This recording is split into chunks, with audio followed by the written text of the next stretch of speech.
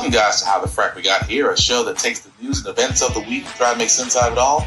I'm your host, the most Will Buchanan, and on this show, we simply are all about the facts. There are plenty of news stations out there that simply want to do anything short but inform you.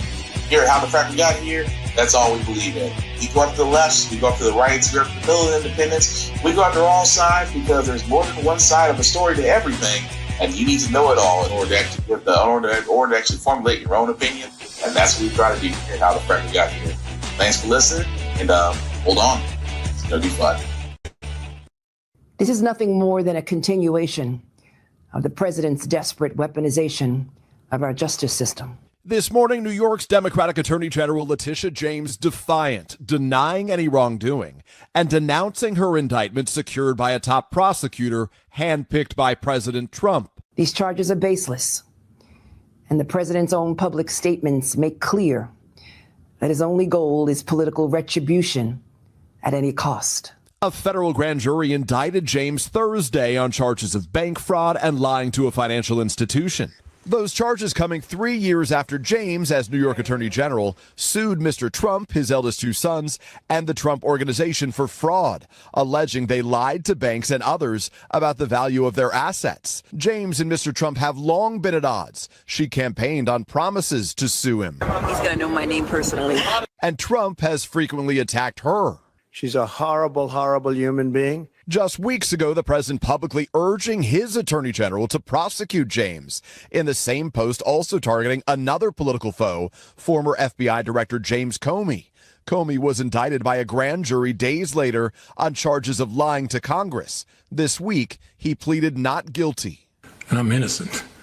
So let's have a trial. Both cases led by a close Trump ally, Lindsay Halligan, his former personal attorney, who the president recently appointed to the job despite her having no experience as a prosecutor. The prosecutor she replaced was ousted late last month after he determined there was not enough evidence to charge Comey or James, according to two federal law enforcement officials. Late Thursday, Halligan said in part, "No one is above the law." Now, Democrats say President Trump is weaponizing the Department of Justice. Many in the Republican Party support the administration's move. I do think there ought to be accountability for the bad actors here. But Republican Senator Tom Tillis says he hopes the action will not undermine prosecutors' credibility. They're going to get measured based on an outcome, so I hope they've done their homework and they've got a valid basis for the indictment. And about the president's public post calling for prosecutions that we showed you there, an administration official tells NBC News the president thought he was sending Attorney General Pam Bondi a direct message and that he shrugged it off when he learned it was public. Among those he mentioned in that post, California Senator Adam Schiff, who helped lead the charge in the president's first impeachment trial. Schiff responding overnight that those on what he calls the president's enemy list will not be intimidated and will stand up to this president. Craig? Oh, it's amazing how the person who swore up and down that the Department of Justice was out to get him is now using the Department of Justice as his own personal litigation / law dog. Anyway, today's date, October 15, 2025. This is How the Frack We Got Here. I'm your host, the most Will Buchanan, the Frack We Got Here. We do take the events of the weekend and try to make sense out of it all. Before we get started, guys, let you know that we are a news podcast. We do pride ourselves on providing the best sources of news from reputable sources with award-winning journalism. We do not do sensational news like Fox News, The Blaze, Newsmax, wherever you get your extreme left, extreme right views from. We simply don't do that. At the same time, guys, we do try to watch our language on the show, but let's be honest, words do fly. At the same time, guys, we do show things that might be too graphic for younger viewers, so viewer discretion is advised. Aside from that, welcome. But yes, the current AG, Letitia James, is now under fire for basically doing her job. Yes, she was influential in getting the conviction against Taco and his family for basically defrauding 20 years plus of their holdings in order to secure bigger loans. She's also the reason why there's a judgment hanging over his head. Still there. It doesn't matter what he does. He's still a convict. He's still a felon. He still has that very large, sizable judgment over his head. But right now, because he's in the president's seat, nobody will have the guts to go after him. But it is amazing to me because we just sat there and said 3 weeks ago, I want to say, where where Taco had pretty much told Pam Bondi, his lapdog, who's the AG, I want you to go after my enemies. And it's amazing that two other prosecutors were looking into this and said, we can't, there's not enough evidence to go after these people. Not to go after Letitia James, not enough to go after James Comey. So what does Taco do? Fire them. It installs a loyalist. He installs somebody with next to nothing in experience, just enough to actually have a law license, just so they could prosecute. And this is going to be fun to watch. Now, I say this because I say this with a little bit of caution, because remember Fannie Willis in Georgia? Because of his workings and pushing the cases back till he became president, to where he basically, tried to say that the DA had an improper relationship, then actually getting the prosecutor thrown off, then finally getting the DA thrown off once he became president. This is all his way of trying to make his cases go away. And all but two of his cases have gone away.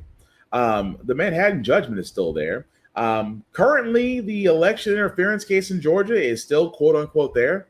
But let's be honest, he's going to use his influence to put a prosecutor in there, and that prosecutor is going to drop the case. Even though it was a beyond clear-cut case that Taco did literally interfere in a state's election. I'm just saying, it's right freaking there. But alas, we'll keep up with these stories because, again, Pam Bondi, who swears them down because, you remember from her hearing, didn't answer any questions except, had to be Trump's biggest cheerleader, is now doing his handiwork of trying, along with his handiwork, and then with another prosecutor, again, a prosecutor that has no experience, is now trying to go after Letitia James. And I'm going to be honest, she is going to, if she's anything like Fannie Willis, and I'm assuming Miss James is, Trump doesn't have a good solid history of winning over smart, intelligent black women. In fact, he's had his ass handed to him. Only him and John Walker could be in that same group for all those that like Marvel. That being said, it is day 14, and just like the Semisonic song, closing time is still happening. But it can't be that bad of a shutdown. Get it? The White House says it has started laying off thousands of federal workers. This comes as the government shutdown now is in its 10th day with no end in sight. Trump administration budget chief Russ Vought posted on X saying, quote, RIFs have begun. RIF stands for reductions in force, meaning they are permanently cutting jobs. President Trump has previously threatened to fire furloughed federal workers if Congress didn't reopen the government. While Democrats and Republicans remain deadlocked, federal workers who are still employed are starting to get reduced paychecks. That started today. Joining us now is NBC News White House correspondent Yamiche Alcindor. Yamiche, typically during a shutdown, federal workers are furloughed, right? They can't work, but they're not laid off. It's just temporary. So what are we learning about these new moves and these potential firings? Well, what we're learning is that the Trump administration is now going far past the traditional furloughs that you just mentioned and now moving to permanently fire what sounds like thousands of federal workers. We haven't gotten a clear number of the people impacted here, but the White House is telling us that it's in the thousands, which is what the threat was. And I also want to read to you some of the departments that we know have already been impacted. They are the Department of Interior, Homeland Security, Treasury, the Environmental Protection Agency, the Department of Commerce, Education, Energy, Health and Human Services, and Housing and Urban Development. What we also don't know is which departments or which offices within these different agencies have been impacted. There's also a big question of whether or not the military is going to get paid. I've been going back and forth with the Office of Management and Budget to see what's going on there. And also the current director of OMB, Russ Vought, he was an author on Project 2025. And this is a long stated goal of the Project 2025 to have these mass layoffs of federal workers. They really wanted to reduce the federal workforce, Kate. Yeah, Yamiche, I believe the president even said at one point that this is sort of what we had promised we were going to do in this administration. There is, he called it an opportunity, right, to take advantage of right now. There's new legal action, though, already being taken as a result of these layoffs. What's happening legally? That's right. Just to go back to the point of the president and Project 2025, when he was running, he said he didn't know Project 2025. He had nothing to do with it. Of course, we knew that a number of Trump allies were authors of Project 2025. And now he is saying, hey, we highlighted this and highlighting the fact that Russ Vogt was connected to Project 2025. And as you said, the lawsuits have now started to roll in. Last week, the largest union representing federal workers filed a lawsuit trying to preempt this. And now they are continuing with that lawsuit. I want to read to you part of a statement from that union's president. It says, in AFGE's 93 years of existence under several presidential administrations, including during President Trump's first term, no president has decided to ever fire thousands of furloughed workers during a government shutdown. They say they're currently challenging President Trump's illegal, unprecedented abuse of power, and they will not stop. And all I can sit there and say is, I told you so. We sat there and said what was going to happen. And just a reminder, although at the time of that news publication, it was day 10, it's now day 14. Now about to be 3 weeks since the government's been shut down. And again, this is your daily reminder. Republicans and Democrats, mainly specifically representative senators, are still being paid. In a government shutdown, your politicians are still being paid. Federal contractors, government workers are not being paid. Most of them are on furlough, which means they are not getting paid. And for the essential workers, I'm talking TSA, FAA controllers, are also being put to work without pay. But we'll get into that, especially with the FAA controllers momentarily.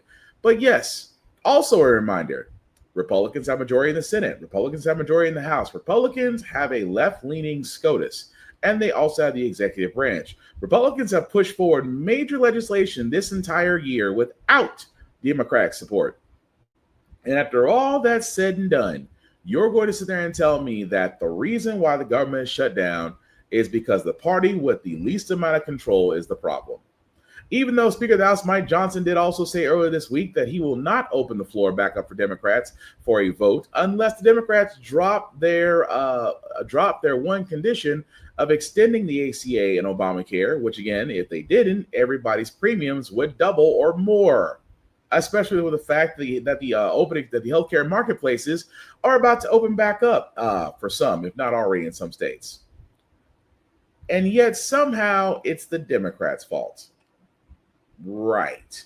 I am just saying, guys, I don't mean it's like a broken record, but yes, this is all Republicans. Whenever there is a Republican administration, the economy tanks, or either close in, or pretty much about to be in a recession. And what happened when Taco got his first run? We had a shutdown. We almost had a recession, and it feels like history is repeating itself. Have we not learned anything? And the reason why I was going to wait to bring up the air traffic controller people, the ones that are responsible for making planes take off and land safely, and the fact that, hey, now you're not getting paid, but because you're essential, you're going to show up at your job anyway. Well, as we reported last podcast, that a lot of these air traffic controller personnel are calling out sick. Because, why work for free? Well, it looks like the Secretary of Transportation has threatened to lay off thousands of federal employees if that's the threat. They will lay off these employees if they don't come back to work. Think about that for a second. That if you are at a job and you are being told, hey, you're not getting paid, but you're essential. We need you here because our airlines depend on you. Without air traffic controllers, airplanes are unsafe in the sky or on the ground. They're completely unsafe. And you have the Secretary of Transportation, Sean Duffy, who might as well just be Douche Duffy, is sitting there saying, well, we have a lot of problem children. Let me get this straight, Mr. Duffy, Douche Duffy. So let's say, because again, he's government, he's still getting paid.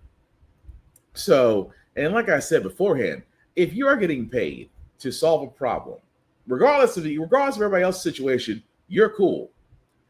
I find it hard to believe that you're motivated to solve the problems of others if you yourself are already taken care of regardless.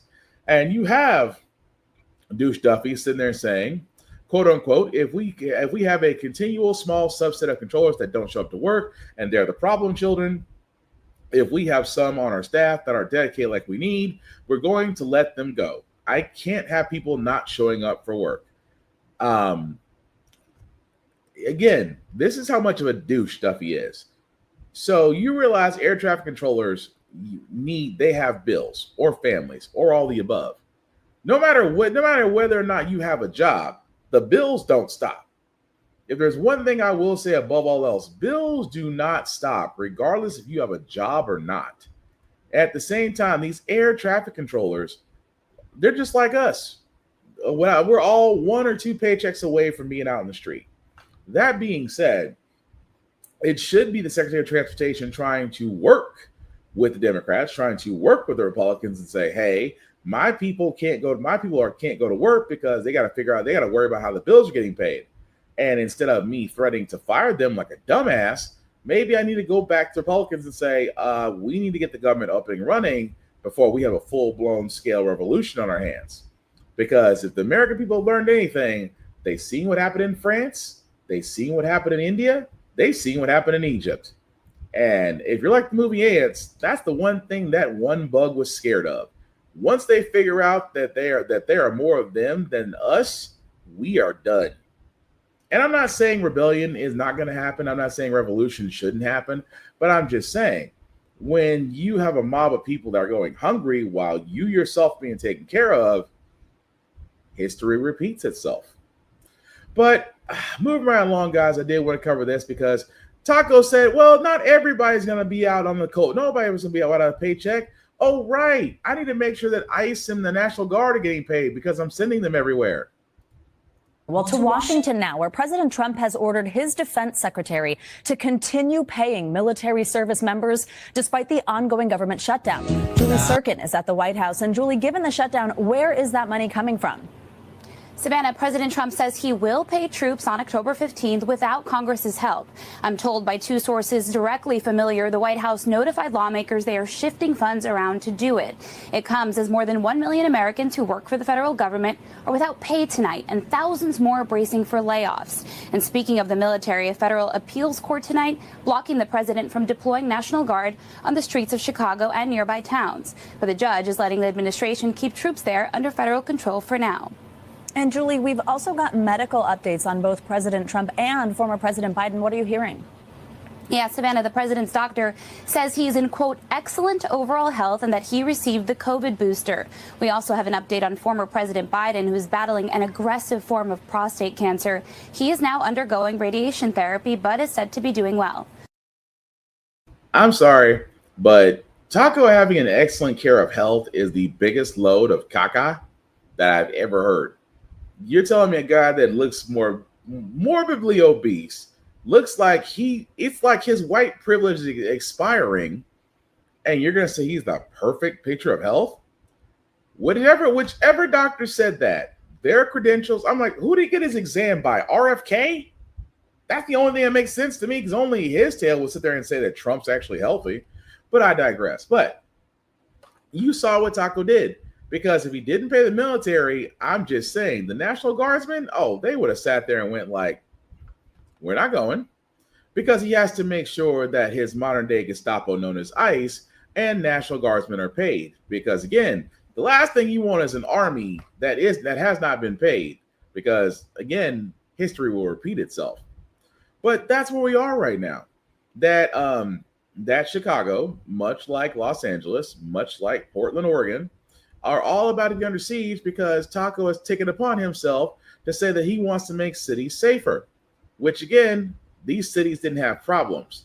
It's amazing that he wants to go after Democratic cities and not his own because, again, he wants to basically show force. And for somebody that doesn't know what Project 2025 is, he's following it to an effing T.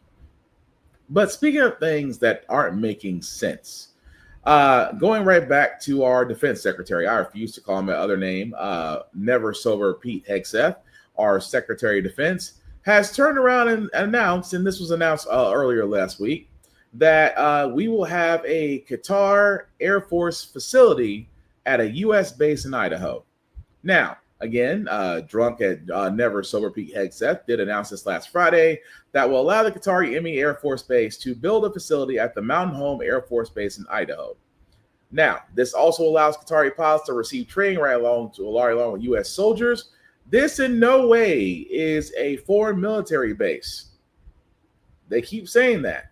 Even though the funny thing is, the Singaporean Air Force also has a presence at the Mountain Home Base, but they're treating it like a all-is-welcome Air Force facility. I mean, here's the problem with all this, guys. The reason why I keep mentioning the Qatar is because I want to say almost 2 months ago, we had announced that they gifted Taco with a Boeing plane, to which Taco sat there and wants to have that retrofitted and be his new Air Force One. And we all kept saying the entire time, this feels like an effing bribe. And I can't help but wonder, now that we have a Qatari Air Force facility at a U.S. base that, quote unquote, isn't a base for them, because we don't have any foreign bases in the U.S. But the problem is the optics of it all. They basically purchased their way into the U.S. They basically got their facility built on a U.S. base in a U.S. state.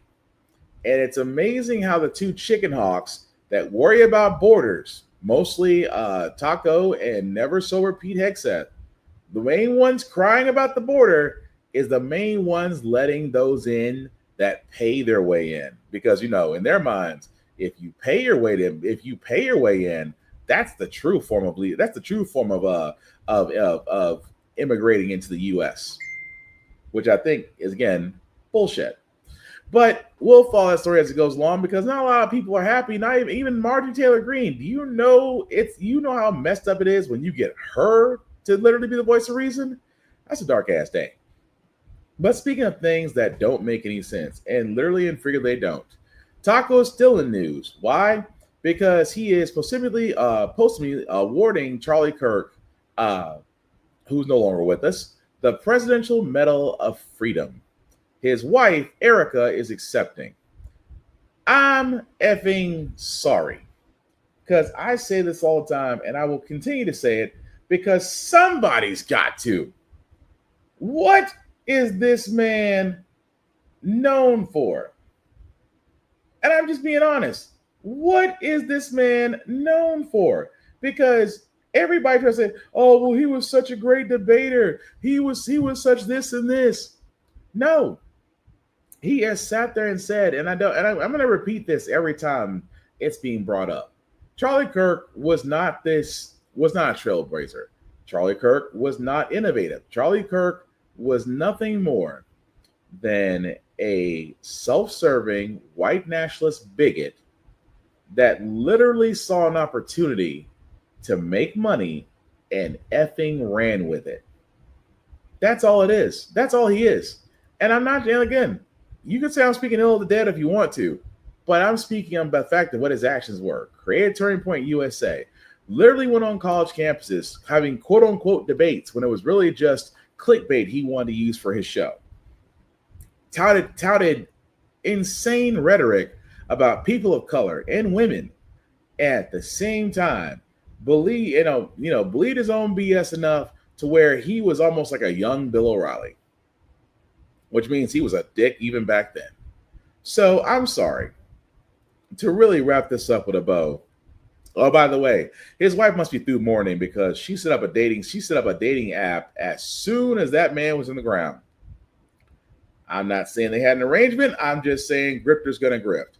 The thing I'm getting at is this guy gets one of the highest civilian honors you can get in our country, all because he spouted hate, he grifted off hate, and it might have been that same hate that led to his demise. Because, again, when you grift off hate and ignorance, what makes you think you're absolved from it? But moving right along, guys, I do got to cover this as well, because even though this is international waters, Taco is taking a victory lap, because, as he said, there is now peace in Israel. And yeah, we'll get to it. It's full of shit. From the moment he landed in Israel, the words "thank you" visible from Air Force One and billboards here expressing gratitude. President Trump basked in the praise of a country that credits him more than its own prime minister for today's long-awaited reunions.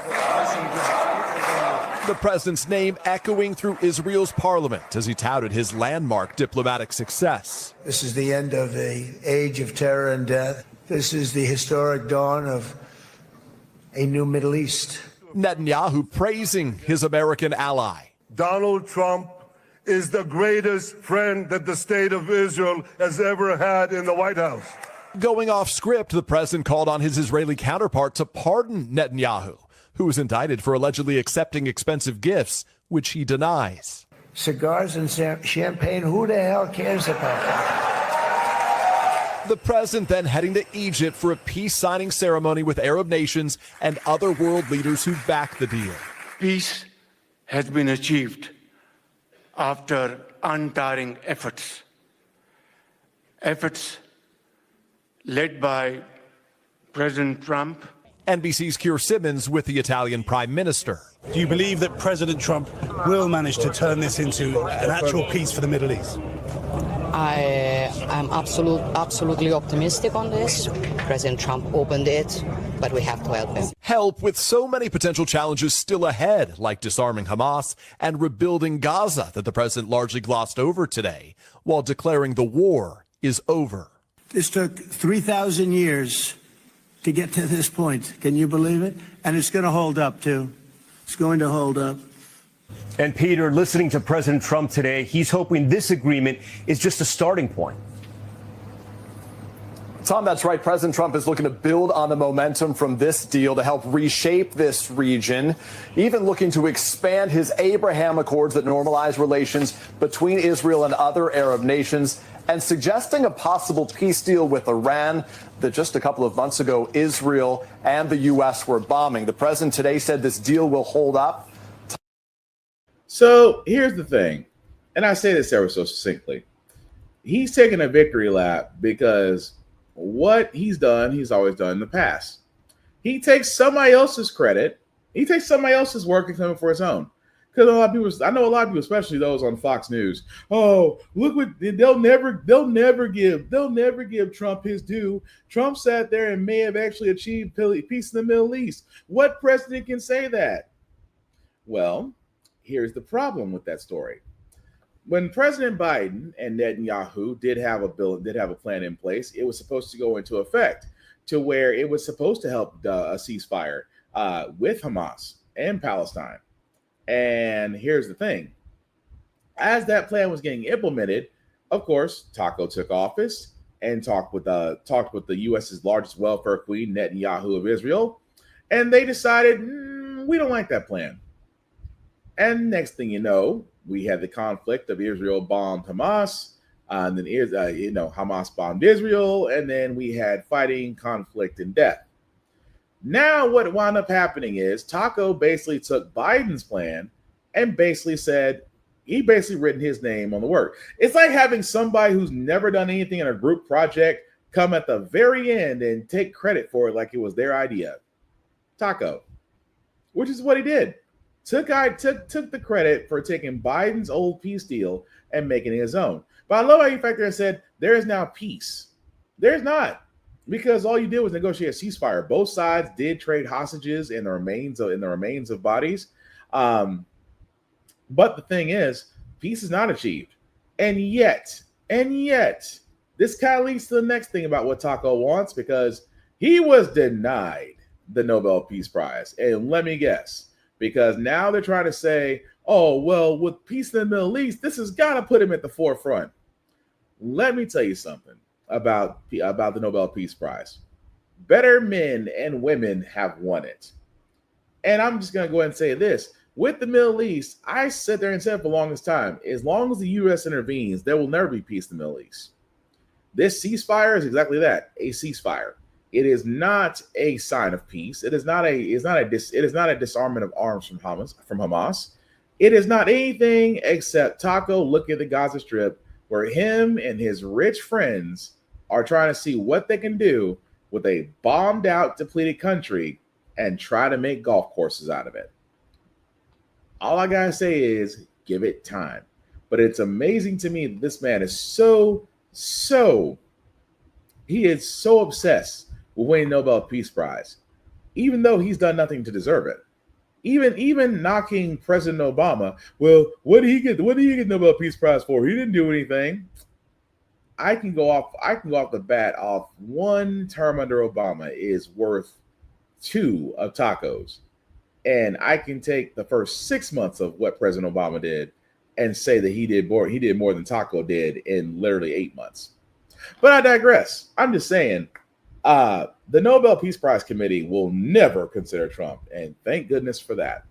But moving right along from Nobel Peace Prize to Chicago, because we did hear in one story that, well, they are holding under federal observation of the city. I wonder, just because you include troops doesn't mean conflict happens, right? This morning, tensions running high in multiple areas around President Trump's immigration crackdown. Overnight, Los Angeles County declaring a state of emergency in response to ICE raids. Officials voting to clear the way for financial assistance for residents they say have been negatively impacted by immigration raids. While in Chicago, clashes on the streets getting heated. Homeland Security says federal officers faced a hostile crowd after an undocumented immigrant rammed a Border Patrol vehicle while trying to flee an immigration operation. After a pursuit, agents crashed into the vehicle to stop it and arrested the suspects when a crowd grew. Chicago police responded to the scene and say some people threw objects at federal agents who deployed tear gas, exposing some in the crowd, including 13 Chicago police officers. This type of escalation is what is going to cause harm. It's not the people of Chicago, but it's the federal agents. It's the latest flare-up during the Trump administration's so-called Operation Midway Blitz. DHS posting this video celebrating 1,500 immigration-related arrests in the Chicago area since early September. All of these cities, we want to clean them up. But the dramatic confrontations come as Homeland Security officials are warning Mexican drug cartels are now offering cash bounties to target ICE officers and other federal agents, including $5,000 to $10,000 for kidnapping or assaulting officers, and up to $50,000 for the assassination of high-ranking officials. Our message to the cartels and these criminal rings, we're not backing down. Now, back to the clashes that you saw here in Chicago yesterday. One of those detained was a 15-year-old boy, an American citizen. His attorneys say he was zip-tied for hours but released overnight. Governor Pritzker pointing to his arrest among many, saying that DHS needs to answer for what he's calling unchecked attacks on Chicago residents. You know, I love the fact that Fox News is going to sit there and say, well, yes, they're putting bounties. They're putting bounties on our heads, and we're not going to back down. Okay, go across the border and go deal with them. Because I'm sorry, if the excuse, and I say excuse, if the excuse is that DHS and the Gestapo ICE are saying that cartels are putting bounties on the heads of their officers, more if it's a high-ranking official. If it's a high-ranking officer, if they're putting bounties on their heads, let's just do a little logic here. If they kidnap a ICE officer, if they kidnap a DHS officer in the same country where both these organizations exist, how are they going to collect? How?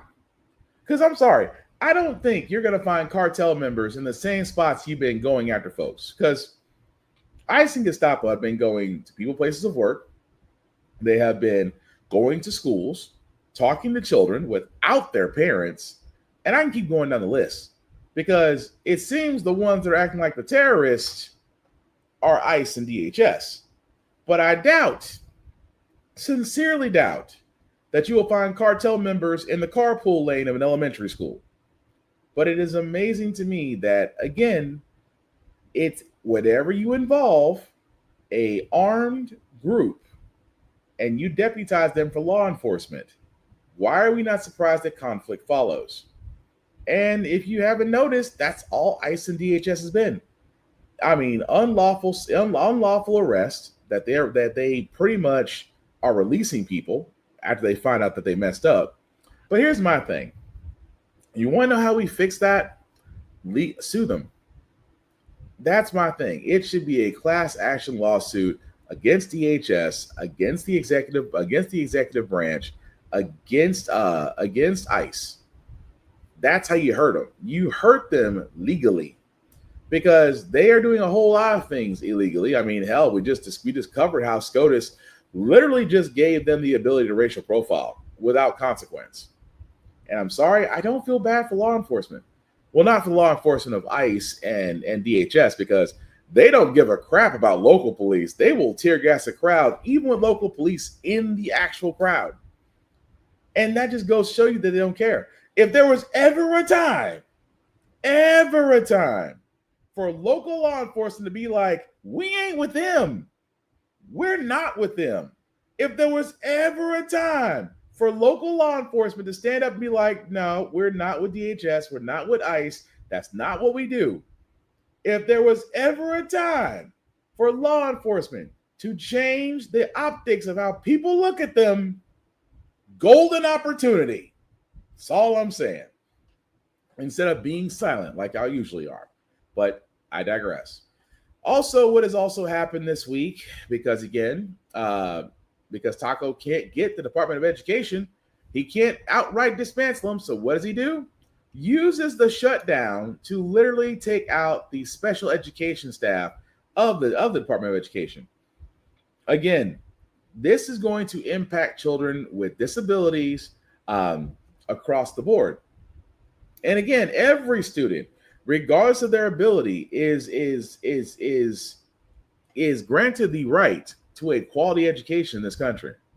And because the government shut down, Taco instructed his other lapdog, Linda McMahon, who was Secretary of Education, for reasons beyond my comprehension, I don't know, outside of her buying her position, has turned around and fired several staff that fall under special education. And again, this is Project 2025 all over the place. And for all those that don't remember, it's reducing government staff, but it's also harming education, which again, if you're in a Democratic state, yeah, you'll probably be fine. If you're in a red state, good luck. But I feel for those that got let go, because again, when the government shut down, only politicians are covered. Everybody else who assists those politicians, you're SOL. But now special needs students are about to pay the price because again, Taco wants the Department of Education gone. He realizes he cannot do that without an amendment. So what does he do? He poisons the foundation. That's what Republicans do all the time. If they can't outright get rid of something, they'll poison the foundation. They'll keep attacking it, chipping it off bit by bit. Or the analogy that I use, imagine that the Department of Education is a garden with one nice flower in the middle. You can't pluck that flower no matter how much you try. So what do? You ground and you poison the territory around it. And eventually you'll kill the flower. You just need time. And that's exactly what the Republicans are doing right now. They can't outright destroy or take down or dismantle the Department of Education. You can kill the foundations around it to make it crumble in on itself. And don't think for 1 second that's not the Republicans' plan. But speaking of the Republicans' plan, however, Taco feels slighted by China. So what does he say? I'm going to give them tariffs. And it kills me that he hasn't figured out by now, in a world of goods, you're not going to outdo China at all. And President Trump announcing that the White House will impose a 100% tariff on Chinese imports, and it will go into effect it will go into effect on November 1st. Trump claiming the Chinese forced his hand, saying that these new tariffs come in response to China's aggressive position on trade. So for more on this, I want to bring in ABC's Christian Cordero. And Christian, what more do we know about these tariffs? Well, the trade war between the U.S. and China, Alex, of course, has been going on for many months now. It was one of the focal points of the administration when it came to changing the tariff policies, the trade policies in the U.S. But most recently, just yesterday, China announced new restrictions on rare earth minerals, and that really kind of set the ball in motion as to what has happened in the past day or so. We saw President Trump criticize that, threaten tariffs, and immediately saw stocks act accordingly, which we'll get to in a minute. But really, when it comes to the announcement itself imposed on allegedly November 1st, as far as the president has announced today, he says that it is in response to China's extraordinarily aggressive position on trade related to export controls, and said that China sent letters to around the world threatening to impose export controls on each and every element of production having to do with rare earths. Rare earth minerals are used for things like semiconductors, computer-related resources. And he also, interestingly enough, said that there's no way China should be allowed to hold the world, quote unquote, captive, which critics note that is essentially what President Trump has been doing with a lot of the upheaval around trade policy here. So much to be seen, Alex, as far as, what happens next. But the truce that we have had with China is set to expire in less than a month. The two leaders were set to talk in a couple of weeks in South Korea, and that seems to be in limbo right now. What I love about this is I keep saying this all the time. China, over the years, has basically fashioned themselves into a goods. It's almost like a Walmart you can't top. It's as if Walmart and Amazon had a baby, and that baby is the Antichrist. No, I'm just saying, not the Antichrist, but it's a giant. And a lot of people understand, a lot of our goods, electronics, things of that nature, Temu and all those other places you love to shop, guess where they all come from? China. And China knows it. We used to love China because they used to purchase our soybeans. And now, if you're paying attention to our last couple of podcasts, China's not buying our soybeans. China is not buying our soybeans. They're going to Brazil. And now soybean farmers are like, we need help. And it's like, you're telling Taco, and what does Taco want to do? Oh, I didn't get my appointment. You sound like someone that got stood up on a date. I'm going to put 100% tariff on them because they slighted me. Yeah. Do you really want China to do retaliatory tariffs? Because again, people think that these tariffs are a wonderful thing. They're not. Because at the end of the time, the consumer is the one that pays more. And that's the truth. The consumer pays more. It's not the businesses. The businesses will pass the cost along to the consumer. That's how it's always worked. And tariffs will never inspire American production or manufacturing. It doesn't. That's what grants are for. And it's amazing that Taco thinks by putting 100% tariff on China, that's going to make China come to the table. China's going to look at us and laugh their asses off because we are literally shooting ourselves in the foot and reloading. But again, this lets you know that Taco has no effing idea what tariffs are. But trust me, he'll blink first before China does. Moving right along, guys, this story came out about social media and kids that, hey, kids spending too much time on social media are hurting test scores. That can't be the only reason. About how social media is affecting preteens. Researchers finding the more time kids spend on sites like TikTok and Instagram, the lower their scores on reading and memory tests. Even just 1 hour a day on social media was found to have an impact. This not only shows us that a small amount of social media can actually potentially interfere with learning, with school performance, but also that there's a dosage effect. So the more social media these kids are using, the worse they're doing. The study of students ages 9 to 13 found about 1 hour per day on social media led to test scores 1 or 2 points lower. Those spending more time on social media saw a 4 to 5 point drop. While a few points may not seem like a big deal, doctors warn teens' social media use increases as they age, meaning more risks down the road. We are essentially putting an entire generation of kids in an uncontrolled experiment with the amount of social media that's out there, with how addictive these phones are, and all of it ties together. And who knows what could potentially happen in 5, in 10, in 20 years. Just yesterday, California became the latest state to require warning labels on certain social media sites when kids log on. Tech companies have defended their safeguards when it comes to kids online. Effective today, Instagram says it's limiting what teens can see and do on the platform. It says if a user under 18 searches for an adult topic or an account that typically posts content deemed inappropriate for minors, that content will now be blocked. We really are striving for teens to be able to have an experience on Instagram that a parent would understand to be a PG-13 experience. And that new study found nearly 2/3 of kids begin using social media before they're even 13 years old. So let's think about this for a second. That what they're not saying is, well, what are kids actually focused on? Because if kids aren't actually focused on education, we keep on saying, if a kid is reading, they're reading or doing sports or doing any type of hobbies, test scores go up, reading levels go up, things of that nature. Kids are on social media because, well, smartphones are available. Social media is advertising more to kids. They are. But at the same time, my question is, why isn't social media being used for education? Like, here's my thing. You're never, unless you decide to ensure that your kid has no electronic devices whatsoever, you're not going to stop a kid from being anywhere on a social media site, whether it's Facebook, Instagram, Snapchat, Fortnite, Roblox, all the above. You're not going to stop them. But at the same time, can't we direct them? Like, I know for a lot of old school parents, my parents were like, no electronics in the house. You want entertainment? Go read a book.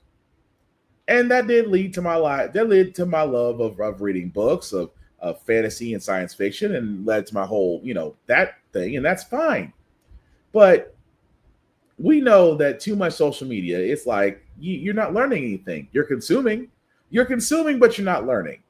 And that's the thing. These kids are consuming more social media than actually learning things. And yes, that's going to hurt them. But let's also look at education. Education hasn't changed since the 80s. Yes, some charter schools and some private schools have gotten better about what they teach. But right now, we got a Department of Education out there that's too busy trying to whitewash and introduce PragerU shit.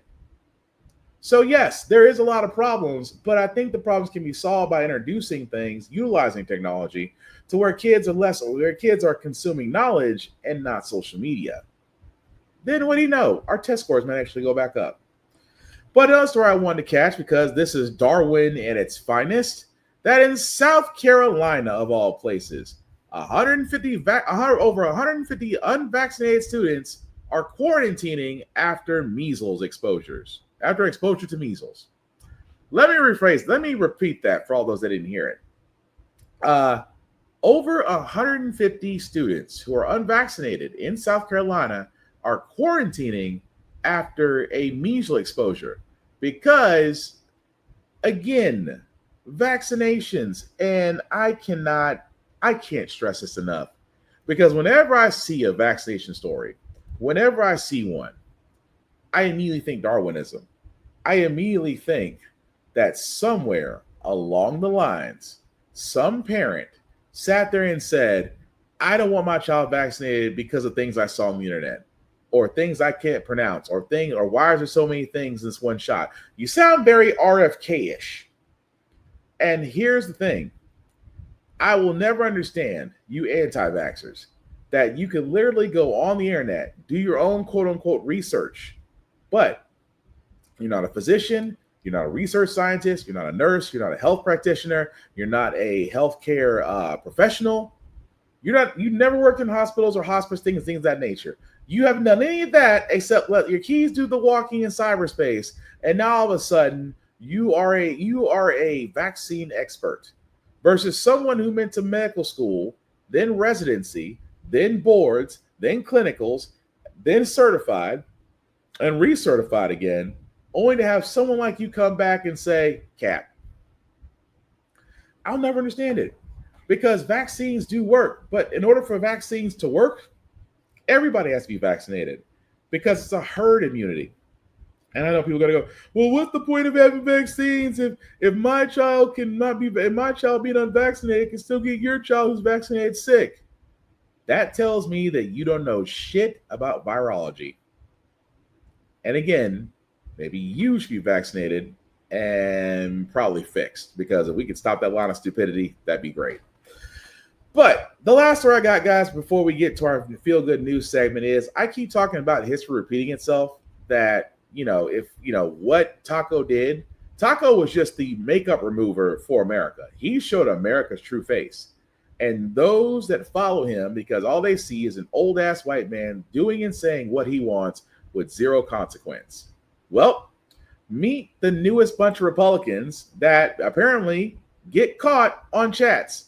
I'll bring this up for a second so you guys can see this, because this is a report by Politico.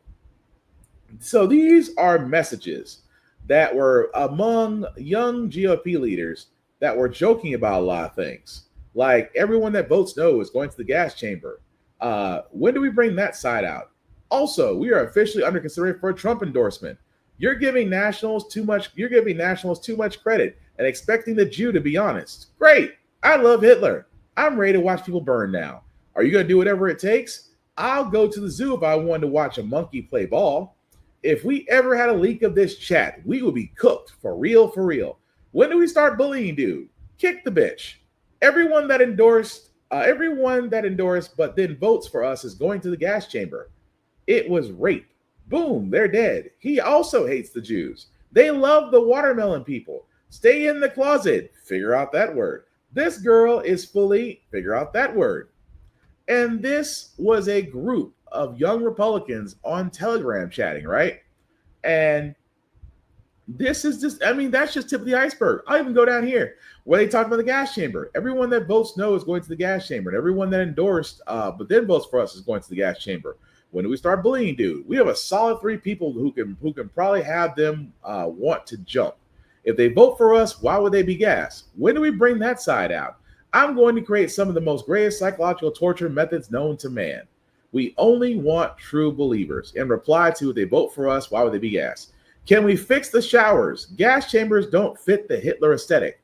I'm ready to watch people burn now. We've got to pretend that we like them. Hey, come on in, take a nice shower and relax. Boom, they're dead. What does that tell you guys?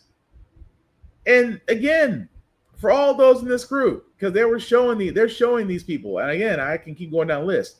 These are all the folks. That guy in the picture, he's one of them. Lost his job, thankfully. But it's amazing where you sit there and see, I had some great back and forth with the VC in Michigan. Current chair is a deer in headlights. We have a call Wednesday. Many agree. He did say, my delegates I will bring will vote for the most right-wing person. Great. I love Hitler. Guys, when I tell y'all the things that they said, and I don't mean to be graphic, and I probably should give a trigger warning before I said this, but even this one, Joe, did you look it up yet? Just did. Probably shouldn't have on my work computer. In reply to the Spanish came to America and had sex with every woman. Sex is gay. Sex, it was rape. Epic. This is the new generation, ladies and gentlemen. The new effing generation. And the last thing they sat there and said, if we ever had a leak of this chat, we will be cooked for real, for real. Well, guess what? A lot of you are. But here's the messed up part. I will say this, and this will be the only time I will say this on this podcast after looking at something like that. You know what? Y'all are Charlie Kirk. Because he would have loved this. He would have defended this. He would have called it freedom of speech. He would have called it just speaking their minds. He would have saw nothing wrong with it. And at the same time, that's the next generation. And what are they seeing? They're seeing an old, decrepit white man in the White House saying and doing whatever he wants with zero consequence. And now, if it wasn't for that chat getting leaked, history would repeat itself. And that alone is effing scary. But moving right along, guys, we're going to go into our feel-good segment because usually how the fact we got here, we do cover a lot of things that are doom and gloom, sometimes making you faith humanity. But hey, it's Wednesday. Tomorrow's Thursday. We will leave you guys out with some good vibrations, and hopefully the next story will do just that. I love teachers. I have a special place in my heart for educators, for those that take on the honorable profession of teaching the next generation. And if you're like me, you got kids, your kids say some things that just mystify you. like 6'7". What the? I'm sorry. 6'7", Sigma, whatever they say. Anyway, we as parents don't know what the frack it means. We're trying to figure out our doggone selves. A teacher took it upon themselves to say, okay, let me take these sayings and have them put it in a song. Jennifer Tucker and Amuse Boost. Okay. Oh, I like that. Let's do it. One choir teacher is going viral after she asked students to write a song using their favorite slang words. Take a listen.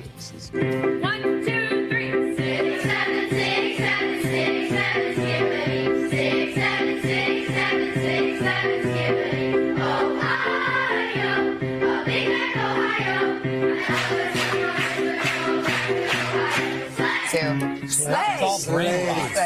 What's Ohio got to do with it? Ohio's another one of those words we don't know what it means. But the teacher told Today.com, some teachers get frustrated by slang. That's not a battle I want to fight, so might as well use it to my advantage. Genius. Let's just embrace it and make it funny.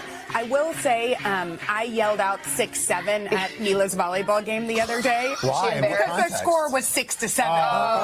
And her little friend goes 6-7. I go 6-7. I was playing golf the other day, and I had a choice between my 6 and 7 iron. Yeah. And I was grabbing both, so I took a picture of 6-7. I sent it to my kids, and they were just they thought it was cringe. Well, that's what I have to say. I don't even know. But here's the It thing. means absolutely nothing. No one knows what it Adults means. start to, go on the way that we are. we ruin it's it. over. It is By the way, 6-7 the is new number officially dead. is 4-1. The kids are now. What's that What does for? that mean? It means the same thing as 6-7. Absolutely nothing to us. But it's like, I think when I've heard them use it, I try to use some context clues.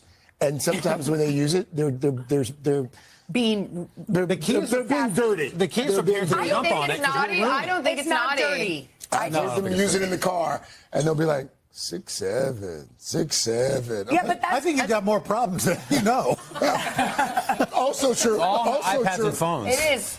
I think They're there's being a song communicated that's to from the 6-7. Matrix. It's a song, But now they just viral. say It was a basketball player. It was LaMelo. I think it was LaMelo Ball who started. I think it was LaMelo Ball. Let me just say this as a parent. That's exactly the same conversation me and my wife had. What the frack is 6'7"? My son says it all the time. And again, either way, got away from what I wanted. The teacher figured out a way like, look, if you can't beat them, join them, make it a song. And that's why I give teachers credit. You guys will take a situation and do the best you can with it and let the kids have fun. And at the same time, they learn something. Although, if someone ever figures out what the frack 6-7 means, please let me know. That being said, that's going to do it for this podcast. Thank you all for liking, for watching, for letting you know this is live. I certainly appreciate it from the bottom of my heart. Really do thank you for rocking with me. At the same time, guys, some shameless promotion before we do get out of here. Shout out to APR TV. Why? Because How the Frack is seen on APR TV, along with other shows as well. It can be seen on the Roku channel or Amazon Fire TV. Definitely check out APR TV. You will not be disappointed. Also, BlurStation.com. We've talked about this website for more than 2 years now, guys. It is content for us, by us, to enjoy. They have movies, television, anime, you name it, they have it. $10.99 a month to stream Blur Station. Go to BlurStation.com, select the Join Now button, select the Blur's Eye View Affinity membership, and myself, Black Spartan. Trust me, you will not be disappointed at the fire they have over there. Also, runforoffice.org. I keep talking about this site, guys, because one, next year is the midterms. Republicans are scared. Democrats need to saddle up. If you feel the need to serve, whether it's local or nationally, sites like this can help. To where you type in your address, it'll help you how to get your name on the ballot, hopefully to run, and hopefully be able to serve, whether in your city, state, or just your nation. Again, we do need more people, guys, more competent, smart people, not Republicans. Yes, I said it. To be available to actually help us turn this all around, because I believe we can if all of us get involved. Also, check out How the Frack We Got Here, guys, on YouTube. I'm so happy about this because if you do type in How the Frack We Got Here podcast on YouTube, our site does come up, which I'm very so proud of. Please like, share, subscribe, hit the notification button. Be aware of any time that we do post something new on YouTube. Also, we are available on Instagram, on TikTok, on Facebook. And also, our podcast is also audio scribed as well. You can find us on Spotify. You can find us on Apple Podcasts or Google Play. I forgot what they call it now. But wherever you get your podcast, you can definitely find us there. Also, my other show, my video game show that's hosted along with myself and my other guys, Tafara TV and Show Guy Joe, called the Get It Podcast. Also, the GB Podcast on YouTube. Definitely like, share, and subscribe. If you do follow all things video games, comic, anime, you know it. We talk about it. We certainly appreciate it. Again, guys, I will say this. Please don't doom scroll. Go out there, find some happiness. Fall is coming, because if you're like me, you're tired of summer. I would welcome the cold back in a heartbeat. But again, go find your peace, find your strength, check on your friends. The world's not as bad as you think it is, but we do need to have some joy in our lives, because that's how we're going to get through things. We smile through the tears, we hunker down, and we take care of each other. That's how we do it. That being said, guys, last thing to say about How the Frack Matter, it's all about staying informed. We are not trying to reinvent the wheel, guys. We are simply giving you all the information allowed to make up your own mind, but we do provide a logical perspective that goes along with it. We do better in society once we're informed. We're progressive. We move forward. We try to right the wrongs of our past and making decisions now that we should have done back then. Like electing our first black woman to the Supreme Court, electing our first black woman as the Federal Reserve Governor, electing our first black woman to hopefully one day be Madam President. All great things. When we don't learn from history, we are doomed to repeat it. That's what we keep asking ourselves. Why does everything go up at our paycheck? Why are we electing different politicians but still the same old game in Congress? And most importantly, the frack we got here. Thank you all for watching, guys. Please take care of yourselves and each other, and I promise we'll get through this. Live long and prosper. Yes, I'm a Trekkie. Yes, I believe in it. Hope you do too. Peace.